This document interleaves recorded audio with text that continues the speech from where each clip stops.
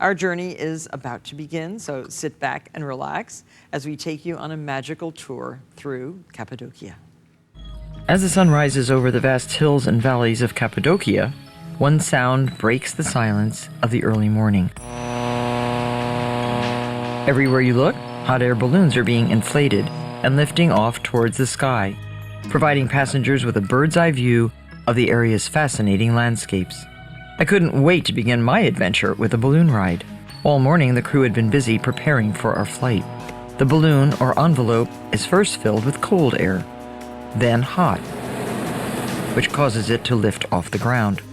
I arrived just as our pilot, Stewart, was finishing the inflation with propane burners. We were ready for takeoff.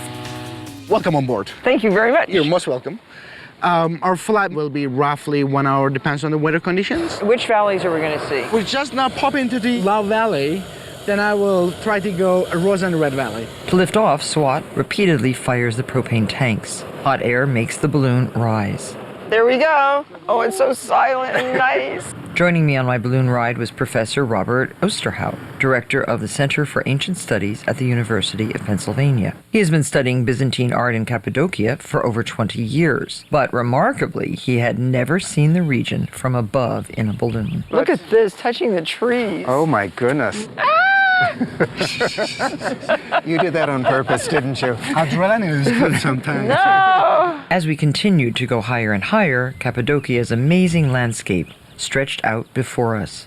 The area is 9,700 square miles, which is roughly the size of Vermont. It is located in central Turkey, 175 miles south of Ankara, the country's capital. It is silent and beautiful here as you drift with a hot air balloon. When you're in Cappadocia, the word spectacular just comes to mind every single second. The region's amazing landscape is the result of eruptions from 3 ancient volcanoes.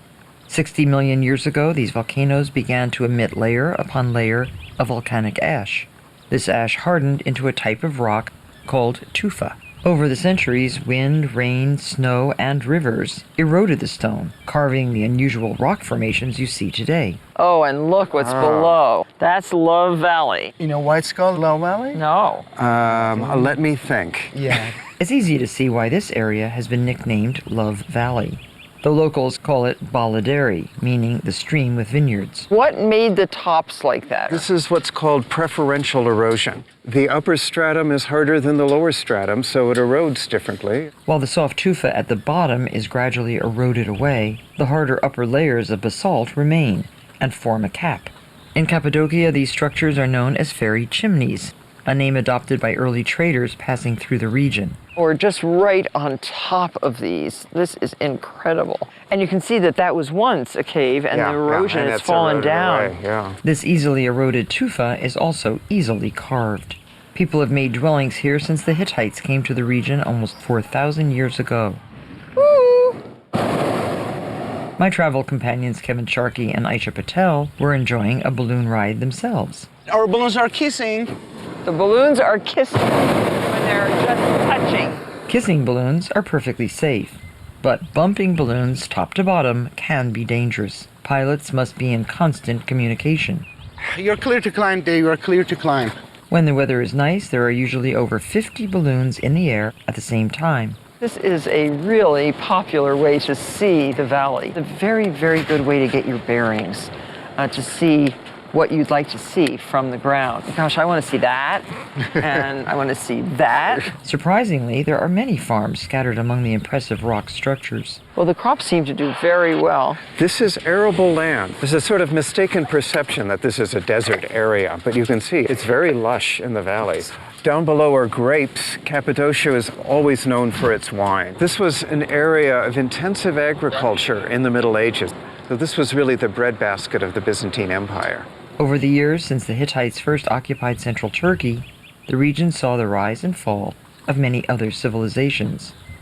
During the Byzantine era, Christianity flourished. In Cappadocia, there are over 3,000 churches and monasteries that were cut directly into the soft tufa rock. Where are we going Well, now? over here is Chavushin, Yes. and this is an area where there's a Byzantine settlement there. All the way out on the end of the plateau here, there are more rock-cut churches, some with rock-cut decoration as well as painted decoration. 700 churches with Byzantine paintings are scattered throughout the region. What do you think we're going to see next, Bob? Well, we're going to go over the Rose Valley. You can see the change in the color of the rock down definitely. here. Captain, you're doing a spectacular job. Thank you very much. Keep it up. I'll do my best. Literally. Literally, keep it up. I'll do my best. So we have some spectacular cones down here in the area called Pashaba. You can see vineyards on the ground and then the cones rising up out of the vineyards. Pashaba, which means the General's Vineyard, is also known locally as Monk's Valley. The pinnacle right here, you see a hole halfway down? Yes. There is a monastic hermitage carved in that. See the window there? Yes, If you were a hermit, that would be your home. that would be a great place. This is really spectacular. I have to say, this is my first balloon ride, and I feel like I've looked at Cappadocia from both sides now. You have. It's a spectacular way to see this place. We had traveled a distance of about 6 miles on our hour-long balloon ride. As we began our descent, the ground crew hurried to meet us with a trailer. What a lovely landing, right on the trailer. So thanks so much, Stewart. You took us on a safe and beautiful ride. My pleasure. Thanks for flying with us, Marta. I wish the Cappadocians who settled here and carved their homes into the rock could have a balloon ride. They would, I do. They never got to see what they lived in from a different vantage point. After the flight, we celebrated with a traditional champagne toast. Ladies and gentlemen, and Martha Stewart. Hi. I hope you enjoyed your flight with us. The first man who had flown with a hot air balloon after his first flight and first landing, he drank champagne and pray God, thank you for saving my life. So basically, this is a tradition that we landed safely. No broken legs, no broken arms. Shush! 3, 2, 1. We're gonna make mimosa. To Royal Balloons Thank you very much. for an unbelievable tour of Cappadocia.